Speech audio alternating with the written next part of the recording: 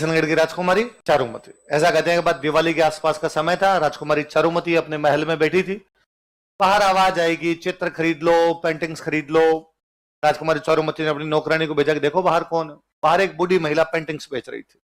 उस बूढ़ी महिला को महल के अंदर बुलाया गया, उससे बहुत सुंदर सुंदर पेंटिंग्स खरीदी गई, कुछ हिंदू देवी देवताओं की, कुछ हिंदू राजा रानियों की, जैसे भगवान शिव, भगवान गणेश, भगवान राम, भगवान कृष्ण, कुछ राजाओं के जैसे सांगा, कुंभा, प्रताप, हमीरदेव चौहान, पृथ्वीराज चौहान। उस बूढ़ी महिला की खूब अच्छी खासी बिक्री हुई। उसने कहा राजकुमारी थैंक यू, मैं सुबह से निकली थी, कोई बिक्री नहीं हो रही थी, तूने सारी पेंटिंग ही ले ली। अब मेरे पास एक बड़ी सी पेंटिंग और है, ये तुम ले लो तो मेरा तो बाहर उतरे। राजकुमारी ने कहा दिखाओ वो कौन सी पेंटिंग है। उसने एक बड़ी सी पेंटिंग दिखाई। राजकुमारी ने कहा पर ये कौन? अरे तुम इनको नहीं जानती, शहंशाह हिंदुस्तान मुगलिया सल्तनत के बादशाह आलमगीर औरंगजेब खुद है। उसने कहा अच्छा औरंगजेब है कि हाँ दे दे, ये पेंटिंग भी दे दे। सारी पेंटिंग ली, रुपए बताओ कितने, इतने रुपए, ये पकड़ रुपए। 2 मिनट बैठ बूढ़ी माई, 2 मिनट बाद चाय पी के चली जाना। बूढ़ी महिला वहीं बैठी रही। राजकुमारी ने अपनी सहेलियों को कहा इस पेंटिंग पे एक एक जूता मारो। सारी सहेलियों ने अपनी जुत्ती उतारी, पेंटिंग की मारी, पेंटिंग बापड़ी चिंदी चिंदी हो गई। फटी हुई पेंटिंग उस बूढ़ी महिला को दी और कहा औरंगजेब को जाके कह देना चारुमती ने फाड़ी है। बूढ़ी महिला दिल्ली गई, उसने जाके कहा किशनगढ़ में राजकुमारी चारुमती है और उसने तेरी पेंटिंग के टोटे टोटे कर दिए। औरंगजेब को बड़ा गुस्सा आया। औरंगजेब ने हाथों हाथ किशनगढ़ की लैंडलाइन पर फोन घुमाया कि मैं राजकुमारी चारुमती से विवाह करना चाहता हूं। किशनगढ़ वालों की क्या औकात औरंगजेब को मना करे। उन्होंने कहा सर आओ, उसे 2 दिन पहले मिस कॉल देना, टेंट तान लेंगे हम तो। ये बात राजकुमारी चारुमती को पता चली कि मेरा विवाह किससे करने वाले हैं। उसने अपने भाई को कहा, उसके भाई का नाम था मान सिंह। अपने भाई को बुलाया, ये क्या तरीका है और आप मेरी शादी औरंगजेब से कैसे कर सकते हो? भाई औरंगजेब बड़ा राजा है, हम नहीं करेंगे, वो हमला करेगा। उसने कहा क्या तुम हमले से डरते हो, क्या तुम मरने से डरते हो? मान सिंह ने कहा मरे नहीं डरते, मरने से लड़ाई से तो कोई डर नहीं लगता, तो लड़ लो। ने कहा बात ये नहीं है, औरंगजेब की जब सेना लड़ने के लिए आएगी तो साधारण जनता की लड़कियों को उठा के लेके जाएगी। राजा का पहला कर्तव्य जनता की रक्षा करना होता है। यदि इन लोगों की बहन बेटियों की रक्षा के लिए हमें तेरी शादी करनी पड़ेगी, हम करेंगे। उसने गुस्से में आकर ऐसे तुम मेरी रक्षा नहीं कर सकते तो मैं खुद कर लूंगी। तो भाई ने कहा वह कर ले। अब राजकुमारी चारुमती को लगा अपनी रक्षा कौन करे, और उसे याद आया कि एक दिन टीवी पर एड आ रहा था, यदि किसी राजकुमारी से औरंगजेब जबरदस्ती शादी करना चाहता हो तो टोल फ्री नंबर पर कांटेक्ट करे। और उसने राज सिंह जी के पास मैसेज किया कि जिस प्रकार भगवान कृष्ण रुक्मणी का हरण करके ले गए थे, किसका हरण करके ले गए थे, उसी प्रकार आप मेरा हरण करके ले जाइए और मुझसे विवाह कर लीजिए।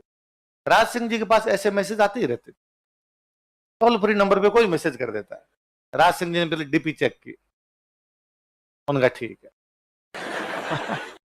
डन, शादी का कार्ड भेजो, कब है तुम्हारा ब्याह, मैं आ जाऊंगा। अब राज सिंह जी ने औरंगजेब का मैसेज किया, औरंगजेब वो तुम किशनगढ़ ब्याह करने के लिए जा रहा था? उसने कहा हाँ, मत जाना, वहां मैं करूंगा शादी। इससे थोड़े दिन पहले अपने एक जगह पड़ी झीलवाड़ा, झीलवाड़ा के पास में एक जगह पड़ती है रूपनगर। कौन जगह है? रूपनगर की एक राजकुमारी जिसका नाम था चंचल कुमारी। क्या नाम था? औरंगजेब चंचल कुमारी से शादी करना चाहता था, राज सिंह पहले जाके शादी करके आ गया। औरंगजेब ने कहा ये क्या तरीका है, मतलब चंचल कुमारी से भी तू करके आ गया, चारुमती से भी तू, कदेश फूलते मैं ये नहीं होने दूंगा मैं। तो राज सिंह जी का लड़ाई कर लेंगे, आगे कोई बात नहीं, लड़ाई हो जाएगी। तो औरंगजेब ने कहा सेना लेके आऊंगा, लड़ाई करेंगे, जो जीतेगा उसकी शादी चारुमती से होगी।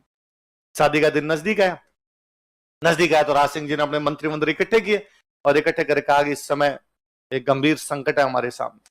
मंत्री ने पूछा हाँ साहब बताओ। वह एक अबला नारी हमें पुकार रही है। मंत्री मन ही मन सोचा कि सर आपको आजकल हर तीसरी अबला नहीं लग रही क्या? बताओ सर बात क्या है? कि मैं किशनगढ़ की राजकुमारी चारुमती से विवाह करने जाऊंगा, जो औरंगजेब से विवाह नहीं करना चाहती। औरंगजेब सेना लेकर आएगा, हम उसकी सेना को रोकना तब तक जब तक मेरे फेरे नहीं हो जाए। जैसे मेरे फेरे संपन्न होंगे मैं खुद लड़ने के लिए आ जाऊंगा। मंत्री ने कहा सर आवश्यकता ही नहीं है, आप तो शादी करके आराम से मेवाड़ वापस पधारना, औरंगजेब की सेना को हम अजमेर से इंच नहीं हिलने देंगे, हम लड़ लेंगे वहां। डन, तय हुआ। राज सिंह जी शादी करने के लिए जाएंगे किशनगढ़, सेना लड़ने के लिए कहां पर जाएगी? अजमेर। सेना जाएगी तो सेनापति जाएगा, और मेवाड़ की सेना का सेनापति हमेशा सलुम्बर का सामंत, और सलुम्बर का सामंत उस समय था रतन सिंह चुंडावत। क्या नाम था? रतन सिंह चुंडावत के पास मैसेज किया गया कि सलुम्बर के सामंत रतन सिंह चुंडावत कल जो है वो मेवाड़ की सेना लड़ने के लिए कहां पर जाएगी? अजमेर। जिस दिन रतन सिंह चुंडावत के पास ये मैसेज गया उस दिन उसकी खुद की शादी हुई थी। तो बॉर्डर मूवी में सुनील शेट्टी के पास ऐसा मैसेज आया था कि आपको लड़ने के लिए जाना और उसकी शादी हुई थी? नहीं नहीं, या ऐसा मैसेज किसके पास आया? ऐसे कितने लोग हैं जिन्होंने बॉर्डर मूवी नहीं देख रखी? बॉर्डर मूवी जो है वो नहीं देख रखी, तुमने नहीं देख रखी, कार्ड जमा करो रे इनके, कल एक भी क्लास में नहीं बैठना चाहिए तुम्हारे में से। बॉर्डर मूवी सबको देखनी है, जिन्होंने नहीं देख रखी वो आज घर पे जाके देखें, जिन्होंने देख रखे वो रिवीजन करें। सलुम्बर के सामंत रतन सिंह चुंडावत, उनके पास मैसेज हुआ कि आपको अपनी सेना लेके कहां पर जाना है? अजमेर, क्योंकि वहां पे किससे लड़ाई करनी है? औरंगजेब, क्योंकि राज सिंह जी शादी करने के लिए कहां पधार रहे हैं? किशनगढ़। कौन सी राजकुमारी से? और उसी दिन रतन सिंह चुंडावत की खुद की शादी हुई थी। बूंदी की एक खाड़ी रानी थी उनकी। कहां की रानी थी? सलह कंवर। इस नए साल उत्कर्ष के विंटर सिलेक्शन ऑफर के साथ कीजिए तैयारी की मजबूत शुरुआत। उत्कर्ष ऐप पर राजस्थान की भर्ती प्रतियोगी परीक्षाएं जैसे sub inspector, lab assistant, LDC, CET, computer अनुदेशक, वनपाल, वन रक्षक, पटवार, कांस्टेबल व अन्य सभी ऑनलाइन कोर्सेज पर पाएं 90% तक की छूट, 500 रुपए। सलह कंवर, क्या नाम था? कहां की रानी थी? बूंदी की। क्या नाम था? कहां की रानी थी? बूंदी की। बूंदी में एक थे संग्राम सिंह। बूंदी में कौन थे? संग्राम सिंह राजकुमार जी। बूंदी में हाड़ा चौहानों का राज था, इसलिए बूंदी की जो रानियां होती उनको क्या बोलते थे? रतन सिंह जी के पास मैसेज गया कि आपको लड़ने के लिए जाना है, राज सिंह जी शादी करने के लिए जा रहे हैं। तो रतन सिंह ने कहा राज सिंह जी खुद की शादी के लिए मेरी शादी क्यों बर्बाद कर रहे हैं? मेरे घर में भी तो शुभ काम है, आज ही मेरी शादी हुई है, मैं ऐसे बीच में ब्याह छोड़ के कैसे जाऊं? ये बात उनकी रानी को पता चलती। रानी का नाम क्या है? रानी तो क्या रही होगी, 17-18 साल की लड़की रही होगी। उस समय शादी की उम्र यही थी, 15-16 साल की उम्र में शादी कर दिया करते। और वो राजकुमारी कितनी इंटेलिजेंट और कितनी देशपरायण रही होगी कि उसने रतन सिंह चुंडावत को कहा कि ना, आपको लड़ाई के लिए जाना चाहिए, शादी ब्याह सब अलग, देश के लिए लड़ना सबसे बड़ा काम, कर्तव्य से बढ़कर इस दुनिया में कुछ भी होता, ड्यूटी इज ड्यूटी। ड्यूटी ये कहती है कि मेवाड़ की हरावल में हमेशा सलुम्बर का सामंत जाएगा, और इस समय सलुम्बर के सामंत आप रतन सिंह चुंडावत हो, तो आपको जाना चाहिए। रतन सिंह ने वापस कहा कि मैं हमेशा जाता हूं, मैं मेरे कर्तव्य से कभी नहीं मुक रहा हूं, और मैं छोड़ो, मेरे दादे परदादे हमेशा इस मेवाड़ की सेना के हरावल में रह के लड़ते हुए मारे गए होंगे, हम 1 इंच पीछे नहीं हटे। इस बार हमारे घर में शादी का काम है।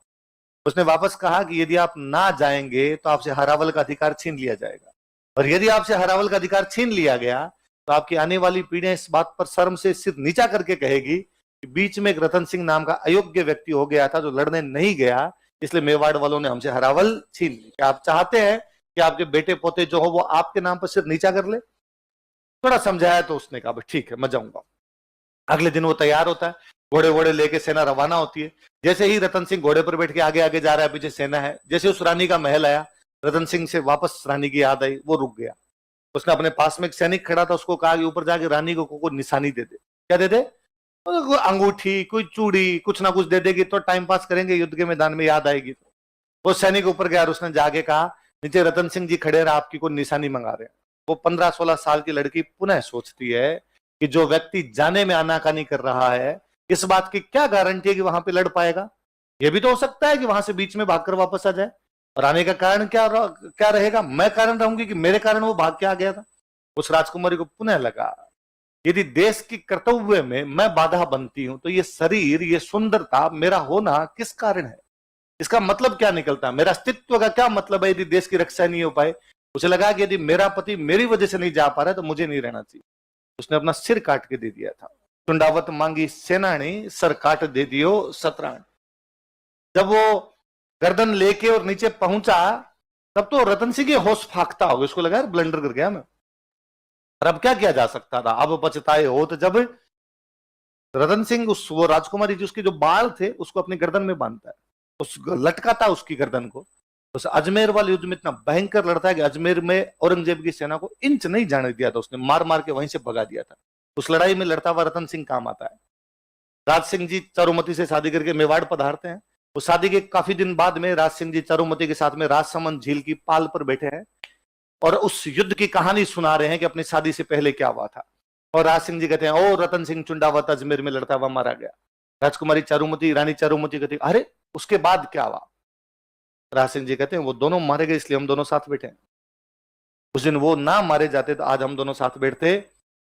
देश का इतिहास ऐसे अनगिनत कहानियों से भरा पड़ा है। हम केवल राजा रानियों का इतिहास पढ़ते हैं, उसके साइड के किस्से इतने अलग से हैं, इतने हैरतअंगेज करने वाले हैं। किसी कवि ने बहुत बाद में कहा कि हनुमान जी जब मां सीता से मिले थे ना अशोक वाटिका में, तो उन्होंने मां सीता को कहा था कि आपको निशानी दीजिए ताकि मैं राम जी को कहूं कि मुझे सीता जी मिले थे। तो सीता जी ने उनको अपना एक आभूषण दिया था, चूड़ामणि। क्या दिया था? चूड़ामणि का आभूषण होता है, वो निकाल के दिया था। कोई कवि कहता है कि सतरी सेनानी चाही समर सलुम्बर धीस। सलुम्बर के सामंत ने